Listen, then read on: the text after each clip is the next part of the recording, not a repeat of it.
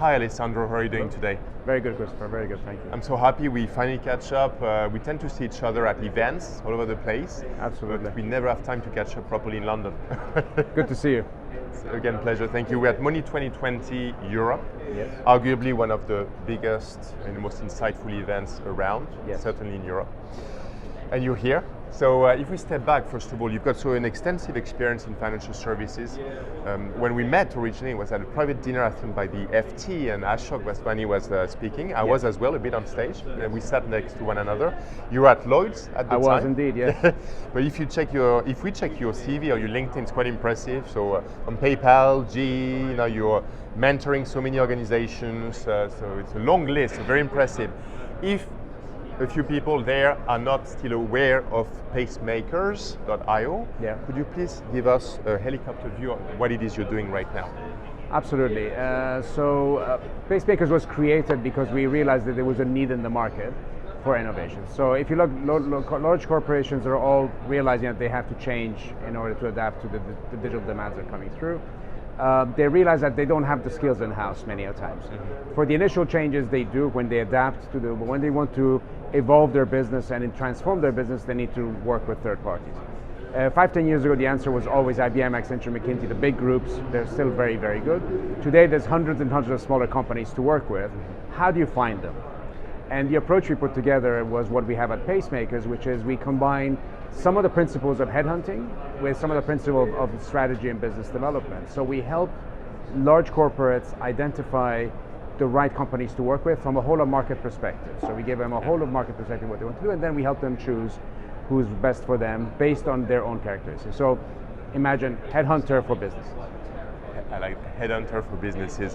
What's the scale or the geographical coverage today? Right now we're focused very much on the EU and the UK. We have done a bit of work in the Middle East, and we've had some contacts with the US, but it's still early days for us. We're a very focused team right now. So I wish we had more time today, because one of the key strengths is your team right there. Absolutely. There's no joke here. The accumulated experience is quite outstanding, right? So one of the things that we thought was fundamental in this is corporates that want to innovate, they want to talk to people who have done it before. So as you said, my background is at Lloyd's, but I was employee 11 at PayPal. I started at G Capital in my financial services world. I was the CEO of Digital Banking and Group Innovation Director there. My other partner was the Chief Digital Officer of Coutts and Chief Digital Officer of Williams England, the RBS Suite. Another partner was the CEO of Hive Home IoT business. And then we have also an academic person that teaches at university and so on that is very much well connected. And that's just our top partners. And then we have as a research team that is slightly more junior but still very well exposed. So having a top quality talent pool to work, to then use this talent pool to go and look into the whole of a market perspective is fundamental. So you need to have understanding of the past to be able to know what you can do with the future. Again, outstanding team. So we're at Money 2020 Amsterdam. You've been invited. Yes. So you're here. You're always invited, or very often anyway. Yes, it's my fourth time. Yes. Fourth time. You need to have some kind of credentials or like something, a pin maybe. Yes. What are you doing then at this specific event? We had a panel talking about the fintech aggregation. So what's happening in fintech is you're getting certain geographies are becoming quite dominant, if you want. And we're focused on the three biggest ones, which is the US, the EU, and China. And we wanted to confront them and see what people thought was going to be the leader, if you want, of these.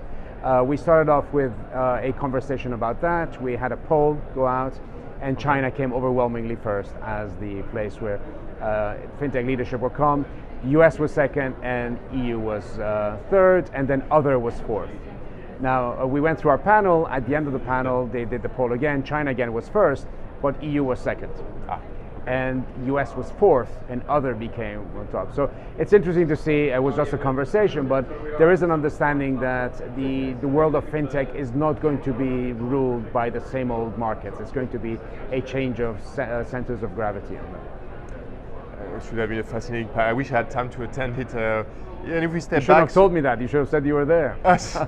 No, let's be frank. I'm always frank and honest. Absolutely. I've heard great things on social media, though, and feedback about your panel. Last but not least, with all your experience again as a leader for banks, for financial institutions, now advising a lot of corporations, according to you, in 2019, what are still the key challenges to drive to accelerate growth for a fintech organization? I think what's happening right now is the incumbent felt a bit more confident last year than they do this year, because they're realizing that yes, what the challengers are doing is actually much more complex than they're able to adapt to. And the issues of legacies are becoming more and more real. In the last 2 years, legacy was seen as an IT problem. Now they're realizing it's actually an organizational problem and a structural problem. And that is very hard. It's very hard to adapt and to manage. So that's one challenge. The fintechs are realizing that they have something that is truly distinctive, and it's the way they engage with customers and so on. So I think there's a rebalancing, and right now the fintechs are realizing actually they have a slightly more powerful hand than they thought last year. So the last word, what's next then for Pacemakers in terms of enhancement or new exciting step? We are engaged in a variety of things. There will be a book written by us very soon, so we'll keep a crowdsourced or no from the combination. There will be an opinionated part and a crowdsourced part, so it's going to be a dual thing. I think it's fundamental right now to be able to look at the market, understand how the market operates. So, no, I can't tell you much more, but watch this space. Okay, so let's come back on TV or YouTube in the next few months. Thank you so Absolutely. much, Alessandro, Thank you for your having time. me. Thanks. Take care. Merci beaucoup. Bye.